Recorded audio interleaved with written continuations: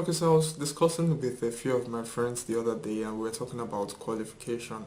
What does it take to feel qualified to do a project? What does it take to feel qualified to start a business? And mostly to begin the entrepreneurial, journey, especially for those who are transitioning from a job, from working as an employee to starting like a consulting business, like a freelancing business, or just becoming like an employer and building like that whole system around you.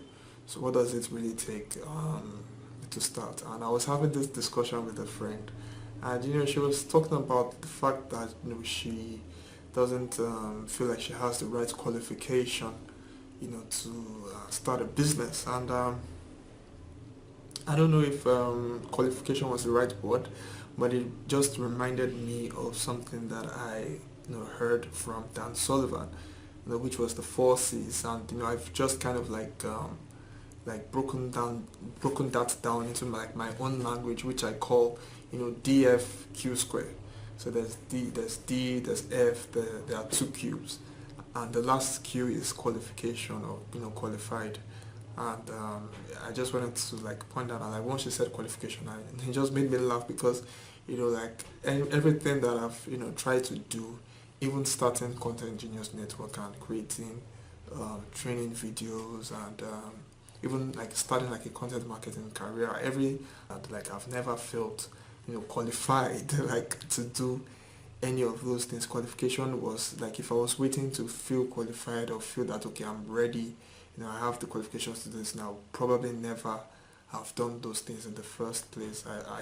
But once I look back, and going through those videos just made me like really remember that look, that qualification is not the first stage.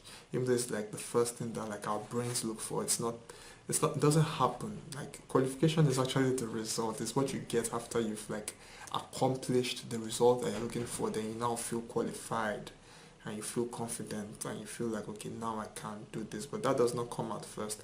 But the first thing that I remember that you have to have, which is like the first D, is decision. So you have to like make that decision, like that commitment that look, I'm like really gonna do this thing, like I'm really gonna start the training, I'm really gonna make like 10 calls per day. I'm not gonna get to my office at 9 o'clock and sit down. I'm gonna like make sure that 9 o'clock I'm in another person's office and I'm having a sales meeting, or like I'm gonna read for 2 hours every day. So the first stage is always like a decision, like you're always gonna make that decision to do what you want to do. And that decision is first, like having that commitment, it's always first. Secondly, after decision, I feel the second thing which is important is faith. Faith is key. Like I just feel like, because no matter what you're doing, no matter how great your plans are, no matter like even if you have the right strategies and the right resources and the right people around you, there's always going to be that period that you're going to go like through like some period of darkness, and some period where it's like you're in a desert, and you're trying everything and things are just not working the way that you were hoping that they would work. And so through that period you're gonna have like you need some level of faith and some level of courage to just kind of like pull you through those dark periods. And every entrepreneur goes through that, like so no matter where you're starting, because you don't know how it's going to turn out, and you don't have those skill sets yet, so you're going to need faith. And the more you push and the more you persevere through those periods of darkness, then you begin to develop qualities, which is the first Q.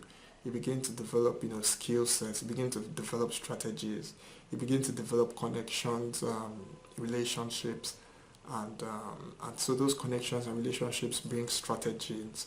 You begin to find people that you can model, practical people that you can model, and the science of achievement begins to actually happen. And you just realize that all of a sudden you are now engaging in things that bring about cash generating activities, and you just have a clearer view of what you need to do at that point. So at that point, that's you develop sets of qualities and skills that make you like gifted in your area of expertise. And then of course the last stage, after you've applied those qualities and applied those skills, then you begin to get results, and you begin to make money, and you begin to get cash, and then begin to get clients and all of that. Then you now get the result that you've always wanted, and so at that point you now feel qualified, to do what you do. And so the amazing thing is that, entrepreneurs, we reach this level at which, maybe we started a business and we wanted to grow that business like ₦1 million a month, and then we get to the point where the business is doing like ₦1 million a month, and it's not like, okay, so it's not like we want to design this future where, it's like, you want to design a future where you don't need faith anymore, where you're not going to have to pass through like levels of darkness, and it's like that's never going to happen, because like building a company that makes 10 million a month is a way different company. It's not a 1 million company times 10. It's a totally different company. And so, like, if you're going to like push for something bigger, you're going to go through these 4 stages again. You're going to have to make a decision again. You're not going to know, like, you're not the person that, it's a totally different company, it's a totally different entrepreneur. And so for you to make that push, you're going to go through, like, it's a big risk, and it means that, like, sometimes it might mean that you might actually lose, where you are right now, and it's going to bring about change.